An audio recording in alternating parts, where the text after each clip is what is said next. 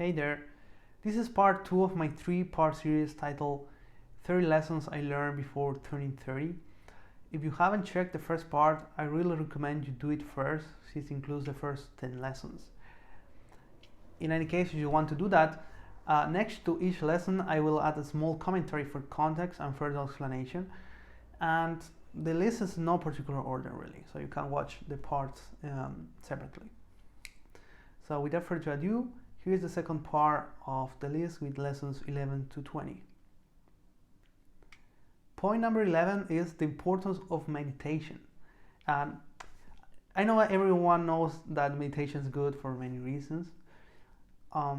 Personally, I meditate mainly to connect with my true essence. And I know it sounds esoteric and woo-woo and nonsense, but when you meditate and you can reach a deep level, I can feel a profound sense of peace and well-being that really few other experiences can match this sort of peace and well-being from meditation. I think that's almost no activity really. And the best thing is that you can do it anytime and it costs nothing. I mean, it costs a little bit of your time to learn to do that, but it doesn't cost money. And yet, it took me several years to reach a decent level of meditation. And even I had a period where I didn't do meditation for, I don't know, 1 year at least, when I didn't do any meditation. So it's been with ups and downs, of course.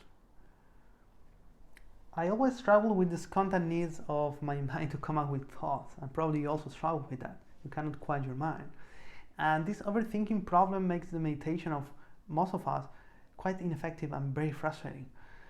And an excellent antidote I recently found that can be useful for you is to repeat a mantra inside your mind. Now, this sound doesn't have to make any sense to you. Like, can be a sound like share, loom, or something like any random two sounds that doesn't mean anything to you. You repeat inside your mind constantly, and what the mantra does is to fill your mind with noise, so that you end up improving your focus and having better meditation. So you can check it. You can try next time you meditate to get better results. Point number 12 is put yourself in the shoes of others to understand the world. I think that's extremely important, because let me ask you a question. Have you experienced situations where others' behavior seems completely crazy or irrational? I bet you have. I used to be quite judgmental of people that I thought their ideas or behaviors were wrong or crazy. And the problem is that I was trying to understand them from my point of view. On the other hand, the behavior will be completely justified for the other persons. And if you ask them, why do they do what they do, you will get a glimpse at the way of thinking and thinking the world. And I think that's very valuable. This, of course, just doesn't justify their acts, especially if we're talking about criminal behavior. But at least this helps, help me to develop a sense of empathy for others and to better understand this apparently crazy world we live in. And I also apply this lesson to my older self, because I still criticize my stupid behavior in the past. Sometimes I beat myself like too much. It's like, oh yeah, I'm so stupid. I waste so much time playing video games or stuff like that. How fool I was. But then I realized, okay, wait a minute. I am who I am now because of my past self. I couldn't be otherwise. And personally, I like my present self. I think it's quite okay. So I am who I am thanks to my old self. So in a sense, I have to be a little bit more grateful. And probably my future self will also think that my present self is a fool. So this humbles me a little bit. And yes, I've been thinking that sometimes I'm thinking that, I find remarkable that despite all our differences between people that have like crazy ideas for us compared to us, or different religions, that we can cooperate and live in a society. After all, that's what makes us humans, to be able to cooperate in very big groups that don't relate to each other. So in this diverse world that's becoming more and more connected, for me, learning to live and understand radically different worldviews is a necessity, is a must, if you don't want to kill each other, as in some places of the world, sadly, it's been going on. Point number 13 is the importance of a healthy body and taking care of it. And again, this point may sound obvious, right? Of course, that everyone wants to take care of the body, to be healthy, but I want to emphasize that theoretical knowledge and embodiment are very different. And after all, a significant proportion of the world's population, especially in the developed world, suffer chronic illnesses. And most of them can be avoided with a healthy lifestyle, with healthy diet and physical movement. So, personally, I grew up with access to a lot of junk food, which made me overweight for until around 16 or so. But one day I just got fed up with the situation. I didn't want to be fat anymore, and I just removed all the garbage from my diet, and in a couple of months all the extra weight was lost. It's not that difficult. Since then, though, I always been very interested in physical exercises and eating healthy. Of course, this has changed over time, this understanding. What I want to point out, though, that what is optimal for me or for you is highly individual, and it's a personal discovery. For example, I used to eat a lot of animal products on a daily basis in the past, and I was getting constantly stomach issues. So at some point I removed them from my diet around 4 years ago, and I never experienced this situation again. It was completely gone. But I wouldn't recommend like to everyone to become vegan or vegetarian, because for some people it doesn't work at all. So you really need to experience by yourself, and don't just be influenced easily by what other people tells you, like, yeah, you should do this, you should do that. I think nutrition is very personal. There is a lot of genetic factors there that influence where your ancestry comes from, and what did they eat. So I think that nutrition, of course, there are principles that you can study and learn, but after that there are many options, and all of them are equally valuable, but you have to see what works best for you. And the same applies to physical exercises. So personally, I hate cardio, even though I used to run for a time, but a long time ago. But I got sick of that, and I like to lift weights. And also, I did some yoga a couple of years ago, and for a couple of years, and I quite enjoyed. So really, you have to see what works for you. But the important point is to move our butts more often and enjoy it. Point number 14 is all fears are illusory. And here I'm talking about psychological fears. And it's easy to see that fears are imaginary, at least theoretically, since not all people fear the same things, right? So for example, I may fear flying, I may be afraid of being high altitude, but most people don't. So fear itself is not something objective out there, it's very personal. And deep down, all fears are created by our minds to protect our identity and worldview. If you understand what your mind is trying to protect, you can let go of it. And as a consequence, the fear will automatically disappear. And this is an extremely important lesson that you can learn. I mean, all your fears really are product of your mind, are created by your mind. So let me give an example. So suppose you are afraid of failure in your career. That's a very strong fear, right? I used to have this one. In that case, it may be because your identity is tied to your career, I mentioned it in the first part, or because you may be afraid of being homeless, for example. You may also believe that failure is bad, as I used to believe. So if you peel the onion, you will find at the bottom a list of beliefs about yourself and about reality that justify this fear. All fears, if you really experience, you will realize that all fears are based on beliefs. And those beliefs, you may have come with them, I don't know, 5 years ago, 10 years ago, or maybe your parents told you about this and that. So you may have just inherit from them. So if you overcome those limiting beliefs, then the fear will become groundless and your mind cannot justify anymore. It has to drop it. And really, I think this point is extremely important. I used to live in constant fear. But the problem is that we cannot see it. I mean, now I can see it, but back then I was like, no, if you ask me, I would say, no, what are you talking about? And probably you also will think that. You may say, no, what are you talking about? I don't, yeah, maybe fear sinks here or there, but you can become aware that you are constantly in fear. Fear of losing your kids, fear of your boyfriend, girlfriend leaving you, fear of losing your job. I mean, you can list tens of fears that you experience on a daily basis.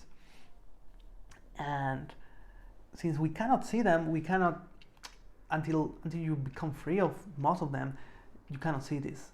And most of our worries and anxieties come from fears that are really not necessary. They are not helping you at all. And this creates unnecessary suffering and pain. But it doesn't have to be that way. So because of that, I made a special video about fears. I go very into depth about the mechanics of fear and how to eliminate from your life forever. So I really recommend you check it out after finishing this one or in the future if you really want to eliminate all your fear from your life, and you will become immortal, you become invincible. The next point number 15, is peace of mind is the ultimate happiness. And the concept of happiness is vast, and many books have been written about the concept of happiness. I'm not going to define, I mean, it's not very clear what happiness really is. But for a long time, I thought I would be happy if X happened, where X can be money, success, women, or whatever. And also I thought that playing, for example, video games made me happy. Instead, now I realize that it was more of a distraction. Of course, you can enjoy them, I'm not saying that. But for me, I was using more of a distraction. And the problem with having this thinking that if I have this thing, I will be happy, is that they come and go. So if you don't have them, if you don't have, let's say, money, you will feel dissatisfied because you don't have money. But once you have it, then you will become afraid of losing money. So you see, it creates a catch-22. So whatever you want to acquire because you believe that this will make you happy, this will create this trap where you will feel unhappy before and really after, in a sense. So the problem is that, yeah, things cannot make you happy, and of course there's nothing wrong with them. I mean, it's okay to have them, why not? The problem is when we tie our happiness to them and become attached. And by the way, I made a special video about attachment, so you can check it out, talking about attachment and how much suffering it creates in our life. So ideally, we should be happy by yourself and not depend on external circumstances. This is a little bit related to one of the points I made in the previous video about intrinsic versus extrinsic motivation. This is quite similar. And on the other hand, for example, when I meditate, being myself in this quietness fills me with joy and peace of mind that is quite difficult to describe. It's quite beautiful. And for example, also spending time with loved ones makes you feel in a similar way. You also feel like fulfilled. You don't need like anything. You just need to be there. And that's what we're talking about. I'm talking about being instead of doing. But in our culture, we want to do stuff. We think that doing more or more exciting stuff will make us happy, but it's quite the contrary. Being is what we need to be truly happy. Being in the present moment. And yeah, this simple remark is such a simple principle, but can change your life 180 degrees if you design your life according to this principle, because you will stop chasing bullshit that doesn't serve you. Instead, you will align your life. You will become the architect of your life. I also mentioned this point in the previous video. And you will design your life so that you are more being self-doing. Of course, you have to do stuff, but this will be part of, I don't know, your life purpose. But even if you think your life purpose, you can being a lot of the time doing while doing your life purpose. So that's the core of the principle of peace of mind is the ultimate happiness. Point number 16 is acquire material stuff will make you happy, and this is very related to the previous one. I mentioned that peace of mind is what makes you truly happy, and I also mentioned that acquiring stuff really won't make you happy. Of course, material stuff also applies to experience or to people, right? And for me, I remember the excitement I used to get when I received, for example, as a gift, a new video game or a console as a kid, to be bored the next day. And as I grew up, the same concept applies to computer, clothes, gadgets, etc. You create in your mind, you visualize the situation where you have the thing and you feel excited, and then you have it, a couple of days, maybe a couple of weeks, you feel good, but then it becomes to a baseline. So you feel exactly as you were feeling before having the thing. So the problem is that, we get excited about what we want beforehand, but after a few days, this new object or thing, whatever, becomes part of our lives, and it not longer produce excitement, and this creates a cycle of buying stuff to maintain this dopamine rush. And it took me some time to realize that this would never work. Again, we have to face the same problem over and over again until we realize, oh shit, that doesn't make sense. Buying stuff won't make me really happy. I mean, of course they are necessary, but I'm not looking for happiness there. That's the point. And since then, I buy stuff only when necessary, and because it doesn't excite me anymore, really. It's like, okay, I need this, I buy it, but I don't get particularly excited. It's more like utilitarian stuff. But still, I'm aware and grateful for having access to so much stuff compared to my parents, for example. So I think that's also important to be grateful of having the luxury of saying, you know what, I don't need this stuff, because we can get it in a sense whenever we want. I mean, of course, not everyone, but at least to a certain point for myself. And it's easy to take for granted this abundance we have in some part of the world. And because of that, we can move to higher forms of fulfillment in life. So in a sense, it's like a pyramid. So we need to fill our basic needs first in order to go higher in life.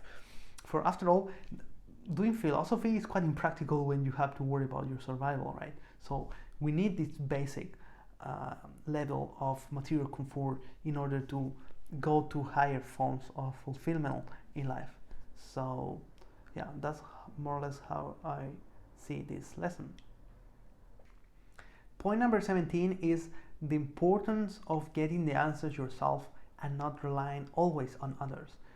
And this is an extremely powerful idea that I've been sinking in recently this year, and you may think that this lesson contradicts others. I talked in the previous video about the importance of consuming good quality content, for example. However, the point here is that it's not enough to take ideas from others as beliefs.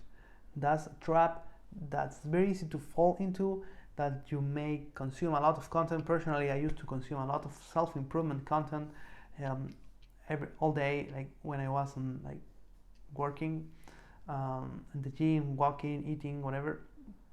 And this fills you as you learn a lot. You get all these ideas and you think about them. But however, a lot of times it's just mental masturbation. And it's so easy to get trapped in those cool concepts, especially if you are intellectually inclined and you believe you are improving yourself. But for self-improvement, remember that we have to embody the principles. And if those ideas don't fit your reality, then they're useless. You have to throw them away, at least for now. And as I mentioned, life is about embodying the principles. But of course, learning from others, from teachers, from books, can give us a starting point, especially if you are unaware of them. They can open the window to a new paradigm and ideas. But at some point, we have to learn to trust our own wisdom. And one of the most powerful tools to get answers by yourself is to reflect on your life. Also, I call it contemplation. So this works very simple. You'll sit quietly for 30 minutes with a pen and paper or a computer and start asking a question about your personal life. A deep, powerful question. Like, I don't know, what's the meaning of life? Or what do I want to do with my life? Or, I don't know, you may contemplate about your fears. I mentioned about fears, like, why am I afraid of this? Why do I suffer? You can contemplate about so many things in your life. And the important point is to ground your answers in your direct experience and avoid referring to other people's ideas. Don't say, oh yeah, this philosopher says this or this teacher said that. Only what matters is your life, your experience. And if you don't have enough experience, go get more experience. But the point is to not just get trapped into concepts, because that's very easy, and I tell you from experience. So and this exercise may sound complicated to you and unnecessary. It's like, but why waste my time coming up with my own answers? Probably my answer will be cheat, especially if there are people smarter than me that had spent their whole life thinking about these things. So why should I waste my time doing that? And to answer that, again, the thing is that each of our lives are unique. I mean, your life is different than mine. So I cannot tell you what you can do with your life. No teacher will know who you are or in what part of life you are. So you are your best teacher in a sense. But the thing is that we don't trust yourself. We don't think we are wise enough to. It's like a big responsibility. It's easier to just rely on wisdom from others instead of our wisdom. But also coming out with your own answers will make you learn like 10 times faster or 10 times deeper, because it will be your knowledge. It will come from your experience, so you will articulate it better, and it will be easier to embody.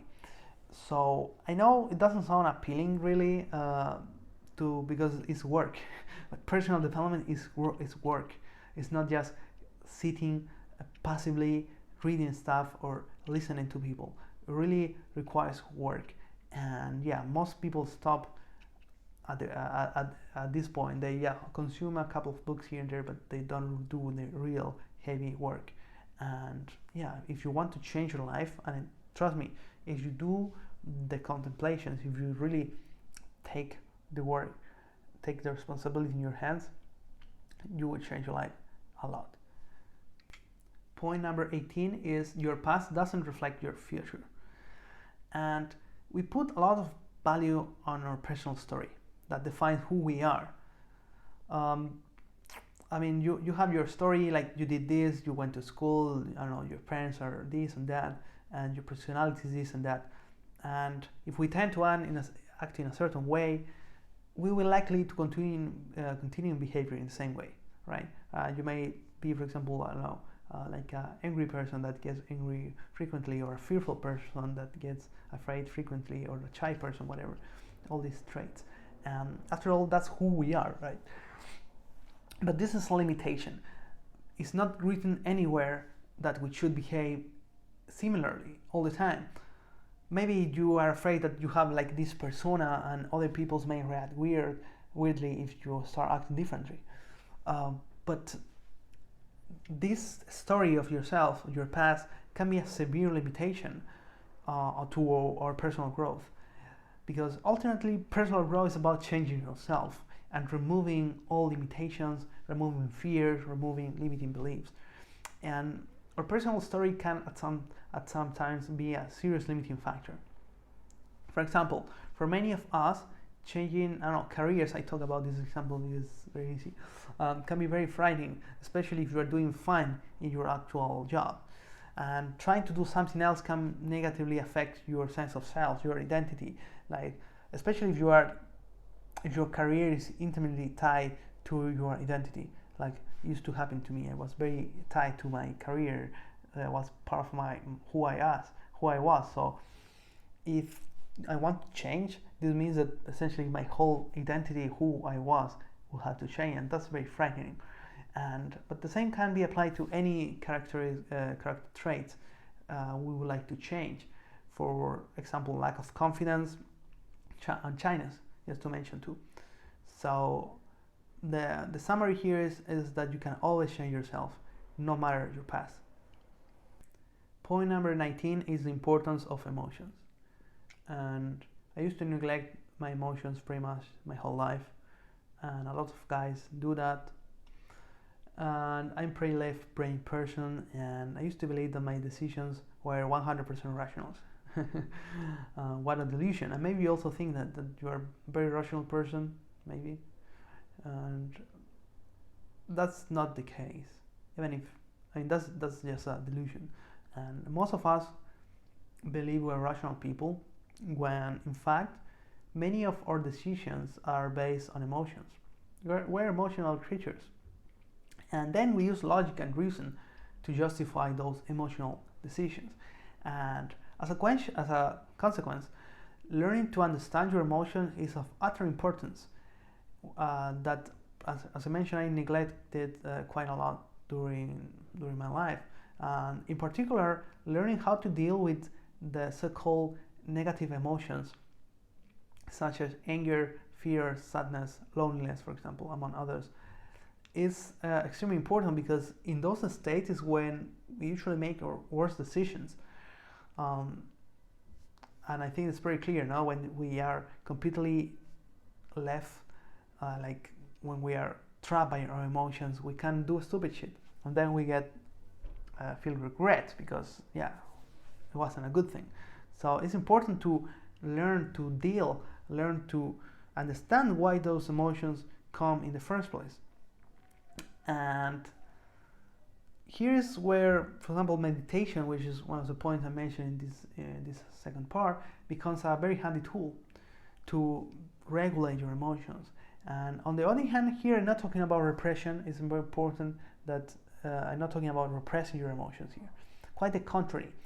Emotions are a feedback mechanism, and we need to interpret this message appropriately to evolve in our quest of personal growth. I think that, especially again for guys, we really have no clue what the emotions means. We just repress, and we just put them under the rock, and this is not a good idea, because the emotions will stay there anyways. And rather, if we learn to interpret them appropriately, we can understand what's the reason, because again, emotions are just, in a sense, a symptom. It's not the real illness, in a sense. You have to understand and inquire in the reasons why you are feeling that, and if you go to the bottom, you will learn a lot of lessons